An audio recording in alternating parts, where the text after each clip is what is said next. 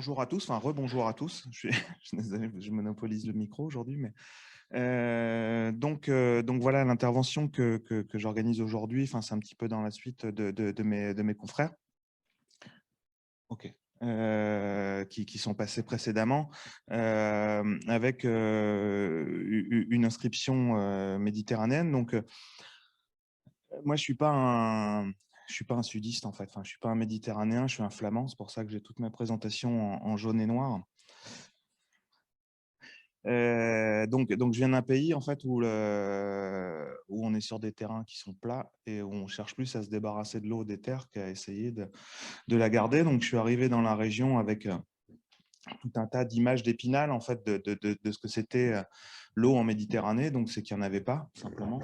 Et puis en cherchant petit à petit, en grandissant, en devenant un professionnel, je me suis rendu compte que la question était un peu plus complexe que ça, en fait, simplement le fait qu'il n'y ait pas d'eau, parce qu'en fait, finalement, même quand il n'y en a pas, c'est qu'il y en a, sous une différente forme. Et en fait, ce qui m'a intéressé, notamment en arrivant à Volubilis, c'est qu'en fait,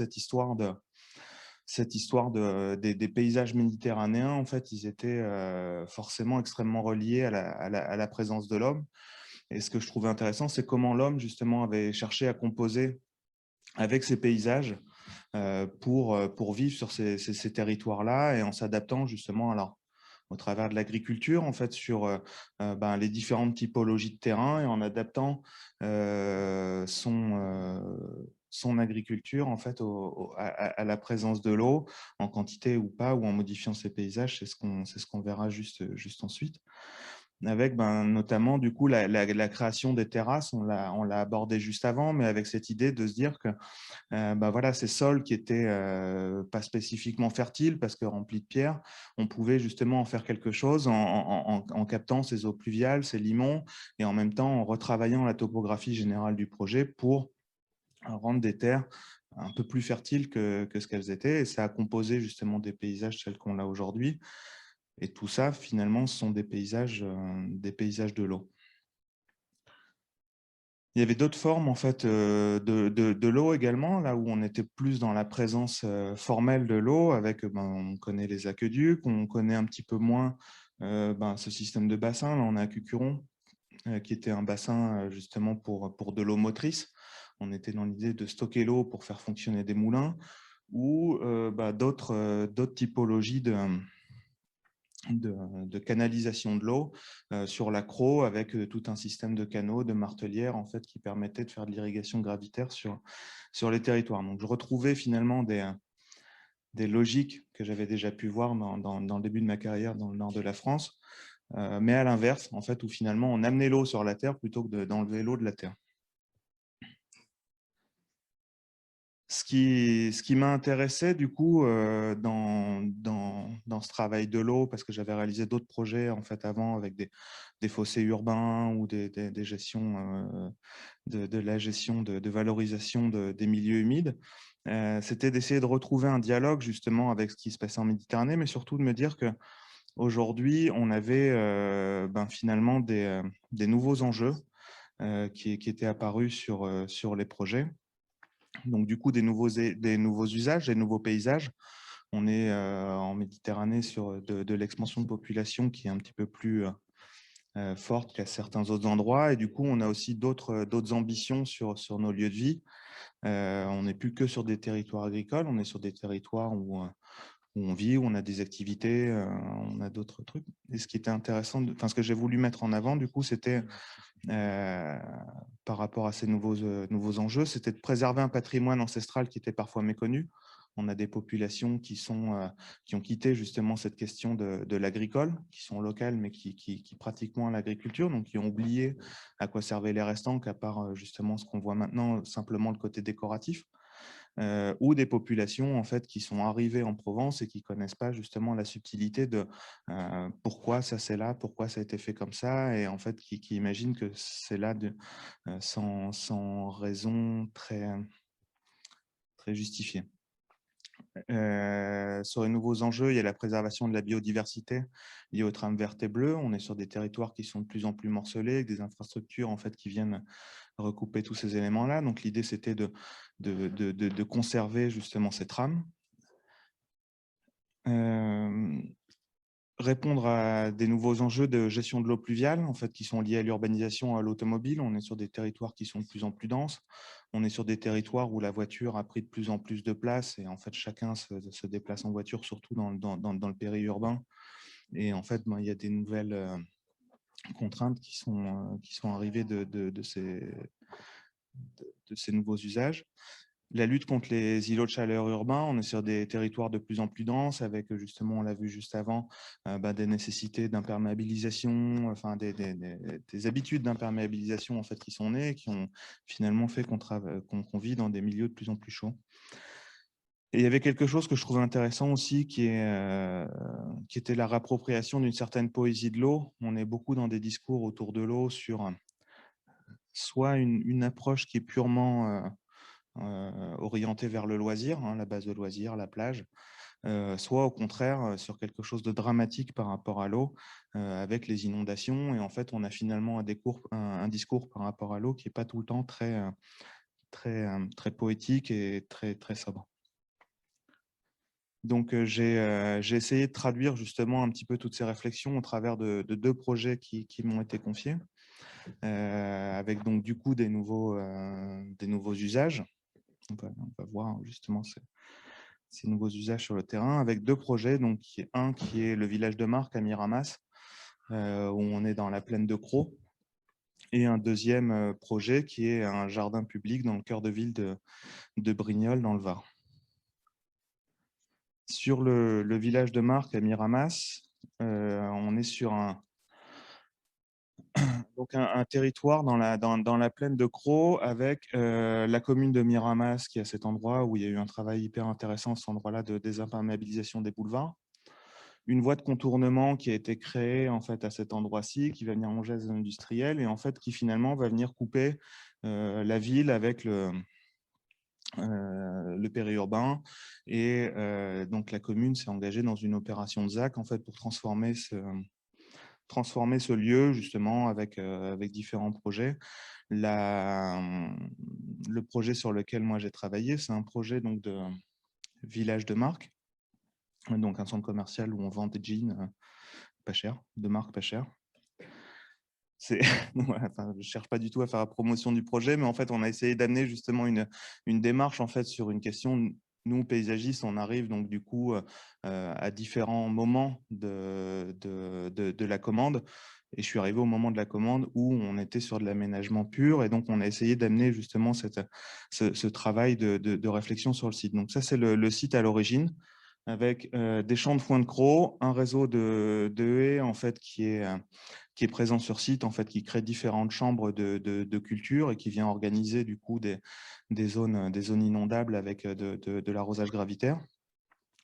Un bâtiment de stockage du foin en fait, qui était récolté et qui prenait l'avion la nuit pour aller alimenter les chevaux au Qatar. En fait.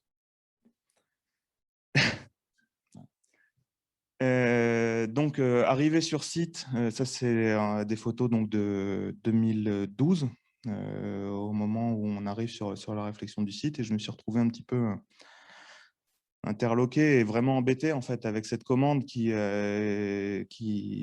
est sur des paysages qui sont extrêmement bucoliques, extrêmement caractéristiques. Et en fait, on nous demande de changer ça avec des nouveaux usages où on va avoir un centre commercial avec 130 boutiques et 1400 voitures à garer.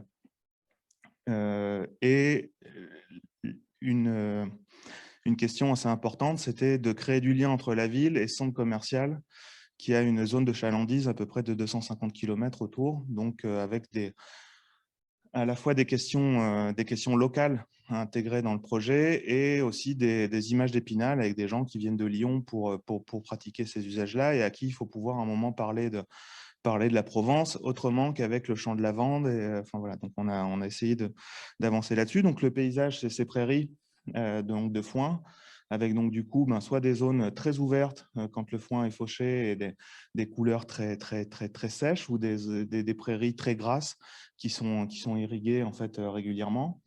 Des haies avec des structures un peu différentes en fonction qu'on se trouve sur des canaux primaires ou des canaux secondaires. Et surtout, on l'a vu donc avec les études de l'écologue en fait qui ont été un préalable justement au projet.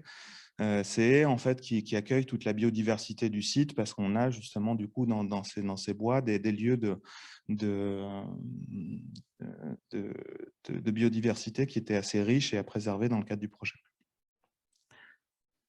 Donc on a fait un travail justement de, de, de, de, de mise en avant un petit peu et de mise en parallèle en fait du réseau de canaux primaires ou secondaires qui venaient composer le site et qui étaient associés donc directement avec le réseau de haies qui venait cloisonner le site et qui en même temps était support de biodiversité et de certaines continuités. Donc pour la biodiversité dans les haies, mais aussi pour l'eau, où traditionnellement sur l'accro, on n'est pas vraiment propriétaire de l'eau, elle passe sur le terrain, on a un droit d'usage et en fait après elle continue son chemin. Donc on avait cette nécessité donc à la fois de faire passer l'eau et à la fois de la réinjecter sur le site parce qu'elle alimente la nappe et on peut pas se permettre du coup d'assécher la nappe et y compris de plus arroser les haies qui étaient support de biodiversité. Donc le projet qu'on a mis en place avec donc différents enjeux sur celui-ci, donc c'était la préservation du réseau de haies parce qu'il était support de biodiversité, le maintien des canaux qui était la condition sine qua non à ce que les haies qui étaient existantes puissent continuer à vivre, différencier le circuit de l'irrigation du circuit de la récupération de l'eau pluviale simplement pour des raisons de qualité de l'eau. Les zones circulées, ce n'est pas des zones qu'on va renvoyer directement sur un réseau d'irrigation qui va arroser des champs juste après. En fait, donc, on a un double système de collecte de l'eau, d'un côté avec les canaux d'irrigation qui conservent cette structuration sur les haies qui sont existantes, et un second réseau de nous, en fait, qui va venir récolter les eaux pluviales sur les bandes de parking, en fait, qui conservent justement cette organisation en chambre. Sur des noues qui sont étanchées et qui vont venir après se rejeter dans un grand bassin d'infiltration qu'on retrouve ici au sud ou sur la partie ouest pour la zone de stationnement au nord. Donc, tout ce chemin de l'eau, en fait, ça va permettre de retraiter la qualité de l'eau pluviale en fait, au travers de milieux végétaux en fait, qui petit à petit vont permettre d'avoir une eau d'infiltration qui soit traitée et plus propre avant son infiltration dans le sol. Parmi les éléments de projet, il y avait également une mise en scène de la prairie.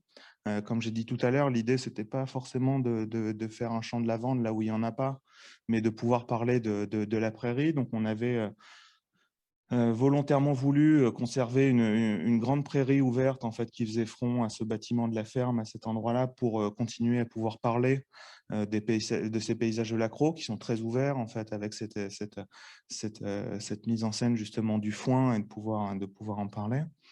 Et c'est des questions en fait, qui n'ont pas été évidentes pour convaincre le maître d'ouvrage. On est sur un maître d'ouvrage qui est anglais, qui est MacArthur Glen, et en fait, eux, ils arrivent avec cette idée de faire du pastiche. Donc, c'est la première chose qui nous est dite par le maître d'ouvrage, et nous, on fait du pastiche, donc on fait un petit village provençal avec ses ruelles, des zones de livraison qui sont masquées derrière. Et donc, quand on arrive et qu'on lui dit, ben, finalement, on ne va pas faire du parking partout, et on va essayer de maîtriser ce paysage et ce qu'il raconte, bah voilà, il faut réussir à les amener, à les convaincre et à créer un peu un dialogue autour de ça. Donc, sur la réalisation, voilà, donc là, on a l'entrée du centre et donc le travail s'est principalement concentré du coup sur les espaces extérieurs du centre pour essayer d'amoindrir un petit peu l'impact de ce genre d'équipement avec donc la réalisation de zones de stationnement qui sont enherbées. Comme j'ai dit tout à l'heure, on a une obligation d'irrigation et on a aussi une obligation de rejeter de l'eau qui soit propre. Donc, avec un circuit de nous, en fait, qui va venir récolter l'eau. Donc, on s'est basé sur les travaux, ça a été présenté un petit peu tout à l'heure de Jérôme Chaïb, en fait, justement sur cette idée qu'une eau qui passe sur des milieux végétaux, petit à petit, en fait, elle se retraite et on est sur un circuit, en fait, qui est plus vertueux parce que plutôt que de l'envoyer directement chargé en polluants sur une zone d'infiltration, en fait, on donne le temps à l'eau de se repurifier, donc avec des zones de stationnement enherbées qui vont se déverser dans des noues qu'on a étanchées. Donc, sous le complexe, ici, on On a une étanchéité en bentonite en fait, qui va permettre d'accueillir un milieu favorable à la végétation pour retraiter les polluants qui peuvent être contenus dans l'eau. Les mêmes polluants en fait, qu'on a surdilués parce qu'on a un arrosage quotidien de ces zones de stationnement. Et donc tout ça, ça suit un parcours en fait qui va venir se déverser dans le bassin. Et on a aussi la préservation donc des canaux d'irrigation qui, eux, vont continuer à donner de la vie en fait pour les haies existantes qui sont support de biodiversité sur l'ensemble du site. On est composé avec l'existant, donc on voit ici sur la gauche le canal qui est là, qui maintient les platanes, le bâtiment de la ferme à l'origine qui a été préservé. Et en fait, on a essayé de donner un petit peu de sens à ce site en fait, avec donc des secteurs en fait, qui racontent cette histoire du lieu. Il y a des nouveaux propos en fait, à apporter aussi sur le site. Où justement on essaie de donner à voir cette image du canal, de le valoriser en fait avec les boisements qui sont existants, au travers duquel on s'est glissé. En fait, on quitte le parking, on arrive dans la prairie, on découvre ce paysage ouvert et ensuite on va vers le magasin. Avec donc du coup la création de petits ponts placettes en fait, qui permettent de se poser et à un moment de profiter des canaux d'irrigation et de pouvoir découvrir finalement ce paysage de l'accro qui n'est pas le paysage habituel de la Provence qu'on se fait dans un magazine de déco, quoi. Donc composé avec l'existant, donc avec ces passerelles, on l'a vu tout à l'heure, hein, qui traversent le boisement en conservant les arbres tels qu'ils sont, et une petite placette qui va venir enjamber le canal d'irrigation avant d'arriver dans la prairie. On a évidemment plein d'éléments techniques nouveaux, parce qu'en fait, on a une eau qui va venir traverser le site, mais qui n'est plus une eau agricole. Donc, on n'a plus une personne qui va venir ouvrir les martelières. Donc, on a automatisé tout ce système d'irrigation. Et sur, du coup, recréer le chemin de l'eau pluviale, avec, donc, du coup, c'est nous qu'on a vu tout à l'heure végétalisé, et le bassin d'infiltration qui se trouve tout au fond du site. Deuxième mise en application qui est très différente, un projet un peu moins polémique, sur le cœur de ville de Brignoles, où on est sur un parc urbain avec du parking à cet endroit-ci, du parking sur la place des Trois Moulins, et au milieu, un jardin qui est totalement abandonné par les populations et qui joue plus son rôle de continuité urbaine pour la circulation des habitants. Ça, c'est le jardin Charles Gaou quand on est arrivé dessus, donc un parc public abandonné. Une place des Trois Moulins qui était sur le nord du site, en fait, qui crée une vraie rupture avec le parc qui est là-bas au fond, qui s'appelle la place des Trois Moulins, parce qu'avant, on avait 3 moulins qui étaient alimentés par de l'eau, qui est totalement invisible sur le site, parce qu'on est sur un canal qui passe en dessous, là, qui est busé, et qui est plus visible par les habitants. Et le parking Gavotti, en fait, qui a mordu sur l'espace du parc pour le stationnement des véhicules. Donc, on a mené un travail du coup sur la présence de l'eau dans la ville de Brignoles. Je vais essayer d'accélérer un petit peu. Du coup, on s'est rendu compte où il y avait tout un tas de mises en scène avec les fontaines, avec l'eau, la présence de canaux en fait qui étaient relégués en fait un petit peu à l'arrière des rues. Et donc le projet en fait qui est donc là c'est l'existant. Donc sur le projet sur lequel on voit rien du tout, je vais aller directement sur les photos. C'était du coup de supprimer toutes les zones de stationnement qu'on avait sur le parking, de retrouver des continuités piétonnes en fait, qui vont venir traverser le parc, retrouver des jeux pour enfants, des espaces où les gens pouvaient se retrouver. On a des cours de yoga qui viennent se faire maintenant. Et nous, on a amené aussi la présence de l'eau en fait, en recréant un grand bassin central qui est traité en phytoremédiation avec de l'eau qui arrive du canal qui longe le site à cet endroit-là, et la place des Trois Moulins, où on avait une question importante justement de continuité urbaine et d'accessibilité PMR à intégrer dans le projet, tout en valorisant l'eau pluviale, en remettant le canal qui alimentait les moulins au jour. Donc on a fait tout un travail sur la topographie, parce qu'en fait le parc c'est aussi un secteur qui est inondable. En fait, quand la ville se charge en eau, le parc devient une zone d'infiltration. Et donc sur la réalisation, donc là on est sur la place des Trois Moulins, avec donc le canal, le canal qui alimentait les moulins qui a été remis un peu au goût du jour, donc avec un double système qui permet d'avoir une quantité d'eau maîtrisée sur ce bassin. L'idée, c'est que quand il pleuve, ben, finalement, le canal qui est encore enterré à cet endroit-là continue à jouer son rôle. Un aménagement minéral où on intègre justement l'accessibilité PMR pour accéder au parc et avoir la continuité de traversée de la ville, et des aménagements justement où on retrouve l'arbre en ville avec un système justement de collecte de l'eau sur ces pieds d'arbre avec des fosses qui font 10 mètres cubes qui permettent justement à l'arbre de bien se développer, de profiter de l'eau de ruissellement. Le jardin Charles Gaou qui s'articule en fait autour d'une pièce d'eau centrale qui va apporter de la fraîcheur en fait au cœur de ville. La zone de phytoremédiation qui est en périphérie qui empêche justement les noyades accidentelles dans le bassin, et une promenade périphérique en fait qui, avec une pente douce, permet d'intégrer la circulation du PMR au sein du parc, et surtout qui permet d'avoir une zone de promenade périphérique un peu plus haute que cette partie justement enherbée qui est à cet endroit-là, qui est une zone d'infiltration de l'eau pluviale en cas d'orage. L'esplanade Gavotti, où on a supprimé donc la zone de stationnement pour recréer une partie du parc accessible également la nuit. Voilà, donc sur les grandes ambitions, du coup, n'imperméabiliser que ce qui est nécessaire. Du coup, on a retravaillé avec des sables en cœur de parc, des zones d'infiltration au pied des arbres qui étaient aménagées. L'écoulement doux de l'eau pluviale sur l'esplanade Gavotti, en fait, où en différentes séquences, on va venir apporter de la douceur dans l'eau qui va s'écouler jusqu'à la pelouse qui va être la zone d'infiltration finale. Et préserver les circulations obligatoires en périphérie, donc avec un chemin du piéton en fait, qui contourne un petit peu toute cette zone encaissée. Donner l'eau à voir en redonnant justement, on l'a vu tout à l'heure, la poésie à l'eau. C'est la photo qu'on avait sur la première page, du coup, avec les enfants qui peuvent venir triturer du coup, cette zone périphérique en fait, au bassin où la vie aquatique se développe. Voilà, merci pour votre attention. J'ai mis quelques ouvrages, dont l'ouvrage de Jérôme Chaïb, qui est une vraie référence sur l'eau en ville. Voilà. Le maître.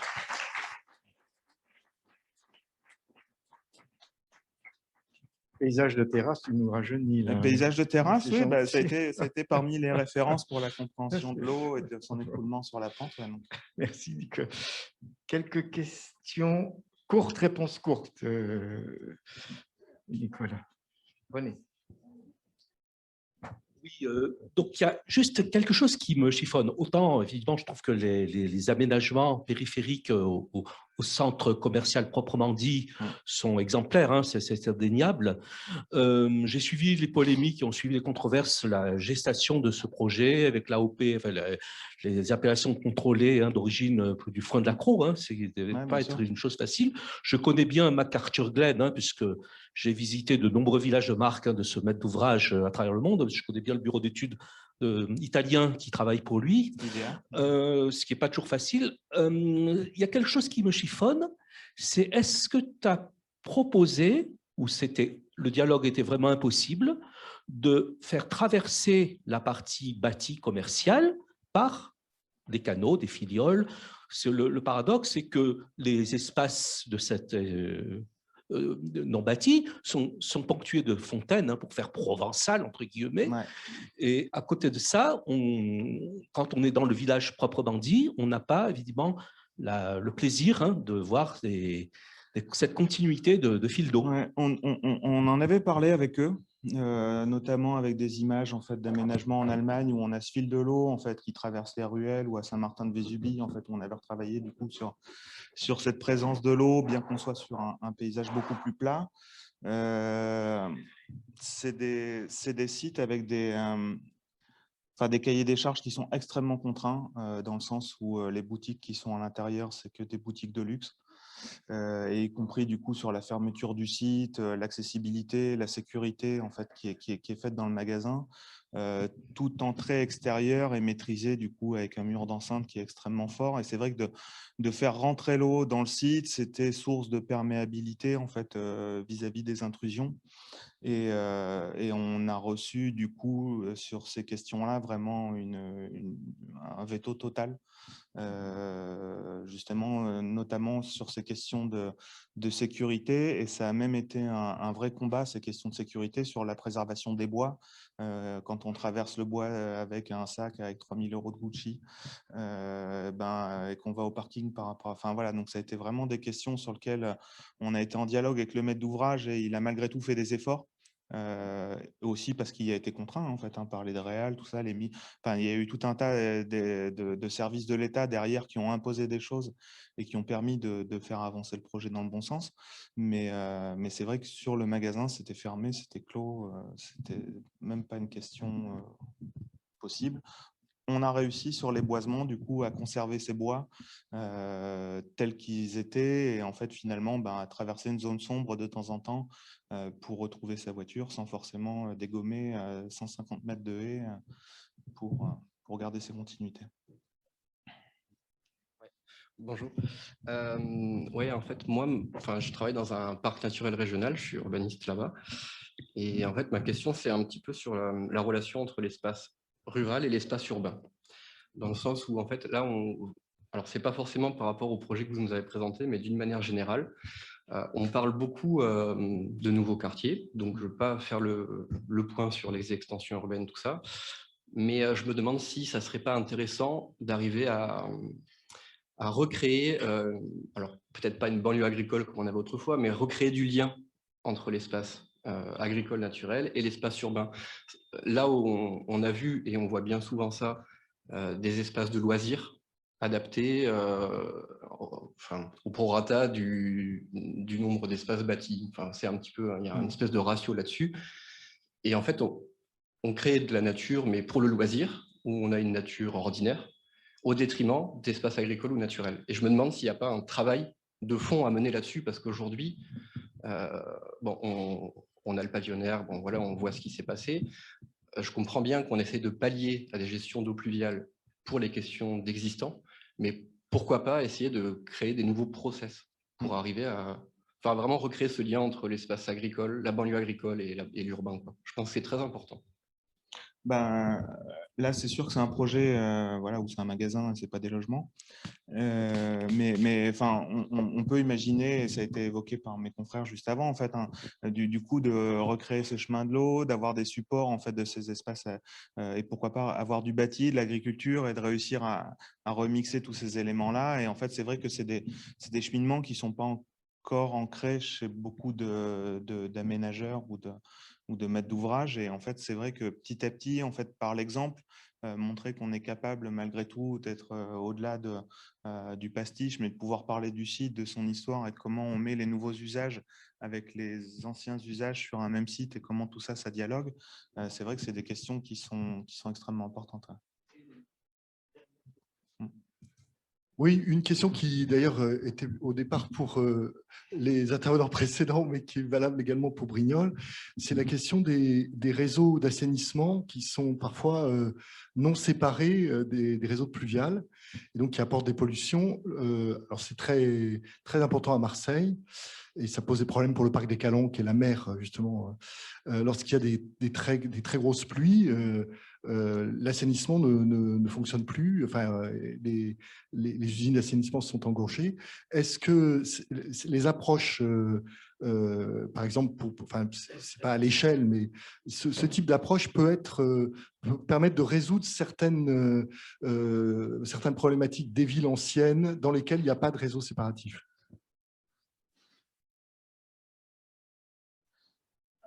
Enfin, sur les deux projets qu'on a vus là, nous, on s'est vraiment attaché à gérer l'eau à la parcelle et à séparer justement les continuités hydrauliques qu'on avait soit par les canaux à Miramas, soit justement aussi par le canal d'irrigation à Brignoles, justement à détacher finalement les eaux qu'on générait sur le site avec les futures continuités en fait. Donc, mais c'est vrai que finalement, sur les deux projets, en fait, finalement, on n'a pas recréé de nouveaux réseaux et on n'a pas géré de réseaux existants, mais c'est vrai que c'est une question, il y a peut-être monsieur de l'agence de l'eau. Ouais.